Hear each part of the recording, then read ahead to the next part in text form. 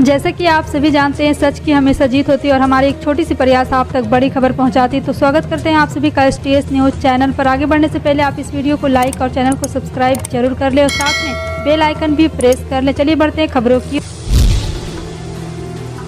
और आप किस राज शहर से न्यूज़ को देख रहे हैं, कॉमेंट में जरूर लिखिए। भारतीय रेलवे ने अपने यात्रियों की सुविधाओं का खास ख्याल रखता है। रेलवे कई विश्व स्तरीय सुविधाओं को अपने कई रेलवे स्टेशन पर लॉन्च भी कर चुका है। इसी कड़ी में अब रेलवे कई निजी रेलवे स्टेशनों पर रेल कोच रेस्टोरेंट खोल भी रहा है। इस रेल का कोच रेस्टोरेंट को रेलवे स्टेशन के बाहर ही खोला जा रहा है। ट्रेन के डिब्बों का सौंदर्यीकरण कर उसे एक शाही रेस्टोरेंट में तब्दील किया जाता है। यहाँ आने वाले यात्री और स्थानीय लोग इसके लजीज व्यंजनों का आनंद उठा पाएंगे। अब रेलवे ने ऐसा ही एक rail coach restaurant Madhya Pradesh की इटारसी रेलवे स्टेशन पर खोला है। महाराष्ट्र में शिंदे सरकार के गठन के 39 दिन बाद भी कैबिनेट का विस्तार नहीं हो सका है। इसे लेकर के विपक्ष लगातार हमलावर है। एकनाथ शिंदे गुट और बीजेपी नेता लगातार मंत्रिमंडल का फॉर्मूला तय करने में लगे हैं। इसी बीच सूत्रों ने कहा है कि महाराष्ट्र में 15 अगस्त तक कैबिनेट विस्तार हो सकता है। महाराष्ट्र को लेकर कयासबाजी चल रही कि सरकार गठन सुप्रीम कोर्ट में सुनवाई चलने की वजह से रुका हुआ। हालांकि रविवार को दिल्ली आए डिप्टी सीएम देवेंद्र फडणवीस ने इस बातों को सिरे से खारिज कर दिया। उन्होंने कहा है कि कैबिनेट विस्तार और सुप्रीम कोर्ट के फैसले का एक दूसरे से कोई लेना देना नहीं है। देश की राजधानी में पिछले 2 दिनों से हल्की मध्यम बारिश देखने को मिल रही है। दिल्ली NCR के कई इलाकों में 7 अगस्त को भी हुई बारिश है। अब बारिश की गतिविधियों के बीच दिल्ली के तापमान में गिरावट दर्ज की गई। राष्ट्रीय राजधानी में न्यूनतम तापमान सामान्य से 1 डिग्री कम 27.4 डिग्री सेल्सियस दर्ज किया गया। IMD के अनुसार आसमान में बादल छाए रहने के बीच हल्की बूंदाबूंदी देखने को मिल रही है। दिल्ली में अधिकतम तापमान 31 डिग्री सेल्सियस जबकि न्यूनतम तापमान सामान्य से 1 डिग्री कम दर्ज किया गया। IMD के मुताबिक सुबह 8:30 बजे सापेक्षिक आर्द्रता 92 दर्ज की गई थी।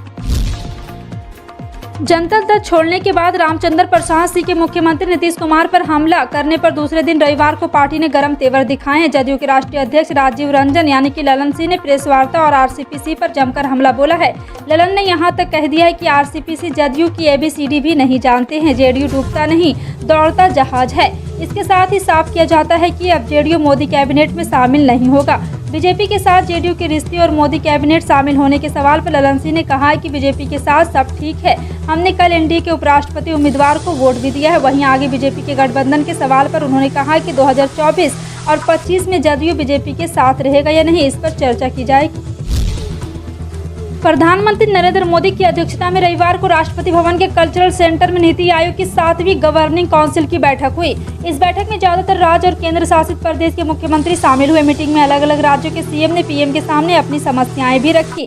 बैठक के दौरान छत्तीसगढ़ के मुख्यमंत्री भूपेश बघेल ने बैठक में कोयले सहित मुख्य खनिजों की रॉयल्टी दर में संशोधन का आग्रह किया।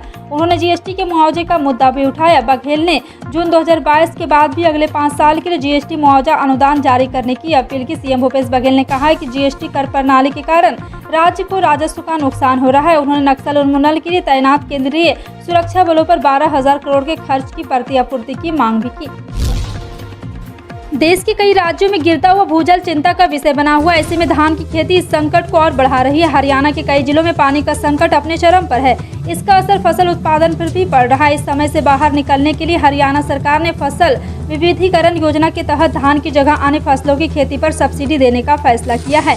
हरियाणा में धान की खेती छोड़ अन्य वैकल्पिक फसलों की खेती करने पर 7,000 रुपये प्रति एकड़ की प्रोत्साहन राशि दी जा रही है। पिछले साल इसका लाभ लेने वाले इस साल भी इस योजना का फायदा उठा सकते हैं। इस योजना का फायदा उन किसानों को भी दिया जा रहा है जिन्होंने इस धान की खेती करने के बजाय खेतों को खाली छोड़ रखा है। इस योजना के लिए किसान 10 अगस्त तक आवेदन कर सकते हैं। गुजरात में होने वाले विधानसभा चुनाव की तैयारी में जुटी आम आदमी पार्टी का फोकस आदिवासी वोट बैंक पर है। पार्टी के संयोजक CM केजरीवाल ने गुजरात के वडोदरा में गुजरात के आदिवासी समाज के लिए गारंटी का ऐलान किया। इसके लिए भी आपकी ओर से गुजरात के लोगों के लिए गारंटी का ऐलान किया जा चुका है, जिसमें फ्री बिजली और बेरोजगारी को नौकरी देने की गारंटी दी गई थी। अरविंद केजरीवाल ने गुजरात के आदिवासियों को हर इलाके में स्कूल, मोहल्ला क्लिनिक, अस्पताल, बेघर आदिवासियों के लिए आवास और सड़क होने की गारंटी दी है। अरविंद केजरीवाल ने सभी आदिवासियों का सर्टिफिकेट बनवाने का भी ऐलान किया है। वहीं आपको बता दें कि अरविंद केजरीवाल ने ट्राइबल एडवाइजरी कमेटी का चेयरमैन आदिवासी व्यक्ति को ही बनाने का वादा किया। साथ ही कहा है कि आपकी सरकार आने पर आदिवासी समाज के लिए ग्राम सभा के नियम को सख्ती से लागू किया जाएगा और PESA कानून लागू करेंगे। रक्षाबंधन का त्यौहार नजदीक आने के साथ साथ ट्रेनों में यात्रियों की भीड़ बढ़ने लगी है। रेलवे स्टेशन के टिकट काउंटर पर भी रिजर्वेशन कराने वालों की संख्या में इजाफा हुआ। ऐसे में यात्रियों की भीड़ और मांग को देखते हुए रक्षाबंधन के मौके पर वेस्टर्न रेलवे ने 6 जोड़ी यानी कि 12 स्पेशल ट्रेन चलाने का फैसला किया है। रक्षाबंधन के अवसर पर रेलवे का स्पेशल ट्रेन चलाने का फैसला यात्रियों के लिए सुविधाजनक होगा। रेलवे ने 12 नई स्पेशल ट्रेनों को चलाने के ऐलान के साथ रूट्स और टाइमिंग की जानकारी भी दी है। जी हां, आपको बता दें कि एक बार फिर से रेलवे ने यह सुविधा लोगों को बहुत ही बेहतरीन तरीके से दिया है। प्रशासनिक और तकनीकी कारणों से देश के 17 राज्यों के कई परीक्षा केंद्रों के लिए 4 अगस्त 2022 को होने वाली CUT परीक्षा को 12 अगस्त 2022 तक स्थगित कर दिया। UGC के मुताबिक अब स्थगित परीक्षा 12 से 14 अगस्त के बजाय 24 से 28 अगस्त को होगी। इन परीक्षाओं के लिए नए एडमिट कार्ड CUT की आधिकारिक वेबसाइट पर जारी भी किया जाएगा। Common university entrance test CUT का दूसरा स्लॉट 4 अगस्त से शुरू हो चुका है। देश में पिछले 24 घंटे में कोरोना संक्रमण के 18,738 नए मामले सामने आए। 40 मरीजों की मौत हो गई। 18,558 मरीजों के स्वस्थ होने से इस महामारी से निजात पाने वालों की कुल संख्या 43,48,410 हो गई है। देश में सक्रिय मामलों की संख्या 140 बढ़ जाने से इनकी कुल संख्या 1,34,933 हो गई। इस बीच देश में आज 20,62,17,994 करोड़ टीके लगाए जा चुके हैं। कॉमनवेल्थ गेम 2022 में भारत का बेहतरीन प्रदर्शन जारी है। रविवार यानी कॉमनवेल्थ गेम के 10वें दिन नीतू ने गोल्ड मेडल हासिल किया, जिसके बाद भारत के गोल्ड मेडल की संख्या 14 हो गई, जबकि अभी तक 11 सिल्वर और 17 ब्रॉन्ज मेडल भारत जीत चुका है। भारत के नाम कुल 42 मेडल हैं। साथ ही अमित पंघल ने 58, 48, 51 किलो भार्गव के फ्लाईवे मैच फाइनल में गोल्ड हासिल किया है। अमित ने इंग्लैंड के मैकडोनाल्ड को 5-0 की मात दी है। भारत के कुल गोल्ड मेडल की संख्या अब 15 तक पहुंच गई है। आपको बता दें, नीतू घांगसा ने इंग्लैंड की बॉक्सर को मात कर 48 किलो कैटेगरी के हरियाणा की इस बॉक्सर ने इतिहास रच दिया है। पंजाब में सत्ता जीतने के बाद दिल्ली के CM अरविंद केजरीवाल का अब सारा ध्यान गुजरात विधानसभा चुनाव पर है। बता दें कि आम आदमी पार्टी के संयोजक अरविंद केजरीवाल गुजरात के बड़ौदा पहुंचे। यहां उन्होंने एक सभा को संबोधित किया। संबोधन के दौरान केजरीवाल ने कई बड़े वादे किए। केजरीवाल ने कहा, जैसे दिल्ली में रोजगार दिए वैसे ही गुजरात के हर बेरोजगार युवा को रोजगार देंगे। जब तक रोजगार नहीं मिल जाता तब तक हर महीने 3,000 रुपये बेरोजगारी भत्ता देंगे। 10 लाख सरकारी नौकरियां तैयार करेंगे। पेपर लीक के खिलाफ सख्त कानून भी बनाएंगे। हरियाणा के सहकारिता मंत्री डॉक्टर बनवारी लाल ने कहा है कि CM ने किसानों के लिए वन टाइम सेटलमेंट स्कीम लेकर आया है। 31 मार्च 2022 तक जिन्होंने अपना लोन नहीं दिया है उनको इसके माध्यम से एक मौका रहेगा। वहीं जो किसान मर चुके हैं उनको 100% ब्याज में छूट मिलेगी। केवल मूलधन जमा करवाना होगा। पेनाल्टी समेत दूसरी राहत भी दी जाएगी। सहकारिता मंत्री ने कहा, जिन किसानों ने ऋण लिया था वो उनकी मौत हो चुकी है। उनका 445 करोड़ की राशि बनती है, जबकि दूसरे किसान है 2069 करोड़ की राशि ड्यू है। महाराष्ट्र के नागपुर हवाई अड्डा क्षेत्र में शनिवार को बिजली गिरने से इंडिगो एयरलाइंस के 2 इंजीनियर घायल हो गए। अधिकारियों ने यहां बताया है कि अहमदाबाद लखनऊ इंडिगो की उड़ान 6E7197 नागपुर के रास्ते हवाई अड्डे पर उतरी। जब इंजीनियर अमित अंबातकर और ऋषि सिंह टैक्सी जांच कर रहे थे उसी वक्त यह हादसा हुआ। अधिकारियों के अनुसार बारिश हो रही थी जब शाम करीब 5:30 बजे अचानक हवाई अड्डा क्षेत्र में बिजली गिरी और दोनों वायरलेस से जुड़े इंजीनियर बिजली के संपर्क में आने से घायल हो गए।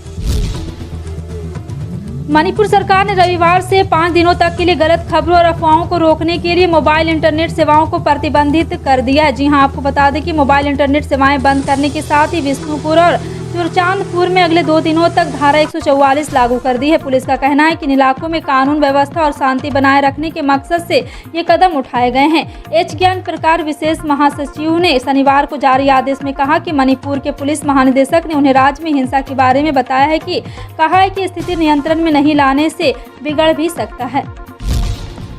दिल्ली में राष्ट्रपति भवन के सांस्कृतिक ऑडिटोरियम में प्रधानमंत्री नरेंद्र मोदी की अध्यक्षता में नीति आयोग की गवर्निंग काउंसिल की 7वीं बैठक हुई। इस बैठक में छत्तीसगढ़ के मुख्यमंत्री भूपेश बघेल सहित कई राज्यों के CM शामिल हुए। मुख्यमंत्री बघेल ने बैठक में राज्य की योजनाओं के मद्देनजर अपनी बात रखी। प्रधानमंत्री मोदी ने छत्तीसगढ़ की गोधन न्याय योजना का जिक्र भी किया। छत्तीसगढ़ के मुख्यमंत्री भूपेश बघेल ने कहा, बैठक में प्रधानमंत्री ने विशेषकर गोधन न्याय योजना का जिक्र करते हुए कहा कि गोबर से तैयार हो रहे वर्मी कंपोस्ट खेतों की उत्पादकता बढ़ाने में सहायक है। उन्होंने कहा कि ये किसानों के हित में अच्छी योजना है।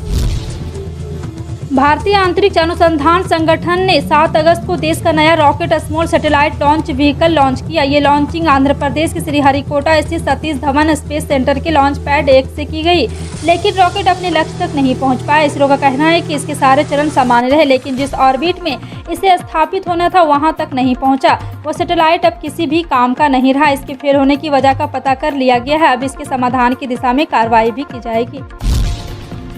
उपराष्ट्रपति चुनाव में एनडीए के उम्मीदवार की जीत पहले से तय थी, लेकिन इसके बावजूद विपक्ष ने अपना प्रत्याशी मैदान में उतारा। वजह साफ थी कि वह विपक्ष के तौर पर लड़ते हुए दिखना चाहता था, लेकिन वह इसमें सफल नहीं रहा। विपक्ष के पास इस चुनाव में खुद को मजबूती से पेश करने की कोई ठोस रणनीति नहीं दिखी। नतीजा यह हुआ कि चुनाव विपक्ष प्रदर्शन बेहद खराब रहा, जबकि एनडीए का प्रदर्शन पिछली बार से भी बेहतर हुआ। यह घटना एक बार फिर साबित करती है कि विपक्ष बटा हुआ है तथा किसी भी चुनाव में उसके लिए एकजुट हो पाना आसान नहीं है। फिलहाल आपका इन सभी खबरों पर क्या कहना है, कमेंट सेक्शन में टाइप करके जरूर बताएं। इसी तरह की पल-पल की अपडेट जानने के लिए जुड़ रहे हैं आप अपने NTS न्यूज़ चैनल से। मिलते हैं अगली बड़ी खबर में, तब तक के लिए जय हिंद।